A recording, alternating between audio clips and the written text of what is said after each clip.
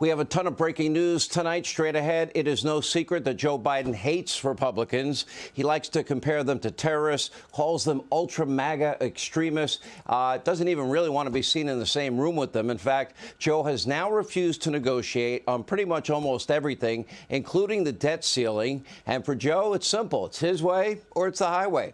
Now, keep this in mind. The budget runs through Congress, Joe, not the executive branch.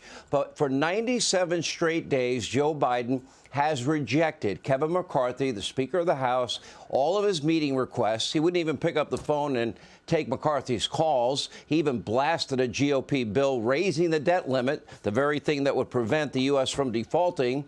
But now with the possible default only 22 days away, Joe Biden, well, today he finally met with the Speaker of the House and the minority leader in the Senate. But is this a little, too late?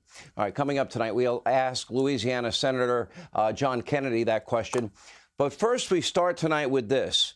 Did the CIA actively help Joe Biden get elected president in the fall of 2020? Did they put a cinder block on the scales of the election, as is alleged about the FBI?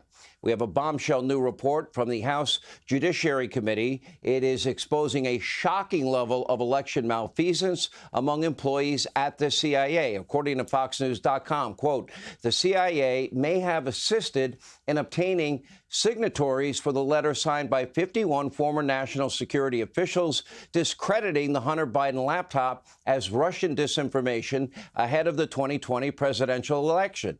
Specifically, one former CIA agent who signed onto the bogus letter told the Judiciary Committee that an active employee with the agency's Classification Review Board encouraged him to sign in the fall of 2020, an active agent. Quote, as he recounted, a CIA employee informed him about the statement. The CIA employee read the text of the statement to him, and then the CIA employee asked him if he would like to join.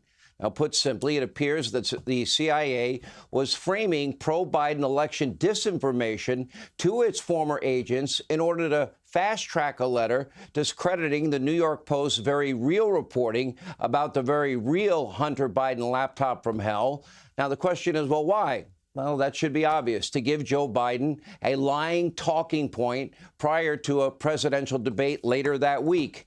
Now, needless to say, the CIA is not supposed to interfere in U.S. elections. That would be an egregious abuse of power. In other words, it was despicable that 51 former intel officials lied to you, the American people, on a document, all to help Joe Biden and hurt Donald Trump in the 2020 presidential election. But for active members of the CIA to participate also in this scheme, that makes it beyond the pale. And remember, the FBI was also meeting weekly, you recall, with big tech, warning them every week that they may be victims of a foreign disinformation campaign, and it may be about Joe Biden or Hunter Biden. So how do we hold the bad actors accountable? How do we prevent Democrats in the deep state from ever doing this again? How do we stop them in 2024? This is two presidential elections now in a row.